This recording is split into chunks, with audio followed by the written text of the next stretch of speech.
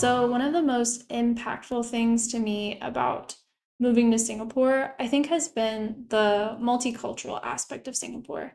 Coming from the United States, we are a melting pot. We have a significant number of different ethnicities and races, but there's something really special about what Singapore has as someone who has only been here for a few months. From what I can tell and from what I have observed, it seems like Singapore puts a lot of importance on making all religions feel equal and equally celebrated. In Singapore, there are four major religions. There's Christianity, Hinduism, Islam, and Buddhism.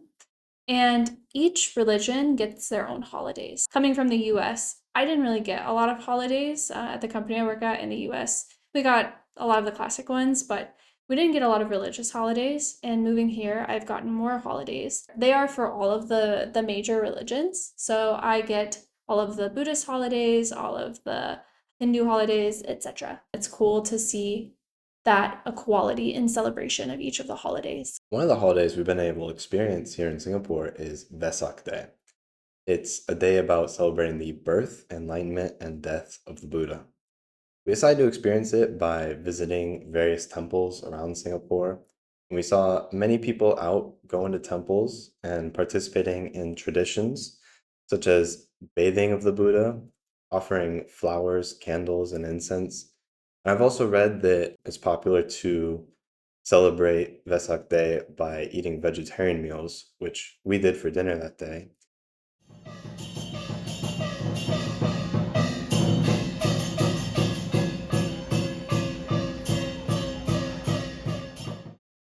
One of the things that we got to experience was the Dragon Boat Festival. So, the Dragon Boat Festival is a celebration of an individual called Chu Yuan. Sorry for pronunciation, but he was previously a counselor of the king of the state of Chu in the 3rd century BCE, during a time period where present day China consisted of different states that were warring for land. His king did not listen to his counsel and banished him. So Chu Yuan watched as their adversary won the war and destroyed the imperial palace. Out of despair, he threw himself into the river and perished. Part of the foundation of this festival, as legend suggests, is that local fishermen attempted to save Chu Yuan by racing to him in dragon boats, but they failed. And in order to appease his spirit, they threw rice dumplings into the river to prevent fish from eating his body. Thus, it became tradition to eat rice dumplings during this time. And this specific type of dumpling is part of the lore of the celebration as well. Something else I've seen in Singapore is a Monkey King temple. I think it's called the Monkey God Temple here. And this is something I've seen one other time. I was in Penang, Malaysia, and they had, it was either a shrine or a temple, I can't quite remember, but it was also dedicated to the Monkey King. So there's an uncle, he was working at the temple or maybe volunteering, I'm not too sure. So I was asking him about it. He said it's a part of Taoist Buddhism. I'm guessing it's like a specific part of Taoist Buddhism. But he said that they do worship the Monkey King. The way he explained it was the Monkey King is like the right-hand man to another deity. I'm guessing that's Guan Yin, but I'm not too sure. But basically, this other deity will send the Monkey King on errands. And so they worship not only the Monkey King, but also other deities. And then he was also telling me that October 6th to 10th is when he said, is a joint celebration of the anniversary of this temple and then also the Monkey King's birthday. So that'll be pretty exciting. Can't wait for that.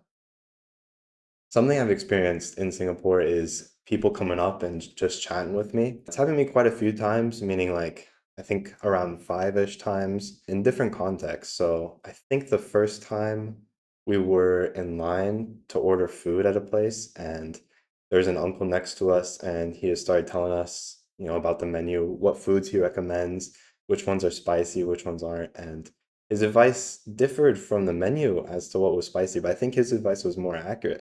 Another time was during the Dragon Boat Festival performance. Elizabeth and I were watching the performance and enjoying it, and an uncle next to me, he just walked up and he started telling me about, the holiday, why they're celebrating it, what are the traditions, the origin of it, all that kind of stuff. There have been quite a few times, I think some more that I can't remember, where people just walk up and just consistently, they've always been really nice and welcoming, want to share culture. This, for me, is really great. It's something I've really enjoyed so far about Singapore. It's not for everyone. Like Elizabeth probably wouldn't enjoy people just walking up and talking to her. But for me, one of my goals when moving to Singapore was not just to experience the physical nature of living here, eating the food, but also to talk to the people, get to learn the culture, experiences. So having people just walk up to me on the street and talk to me, that's perfect. What's been so impactful to me is how open people are about celebrating their religion and sharing their background and their culture with you. And I think that's been so cool. And I've felt nothing but welcomed in coming to Singapore and being able to partake in others' cultures.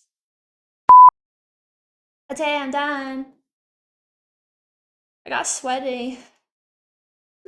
I got sweaty.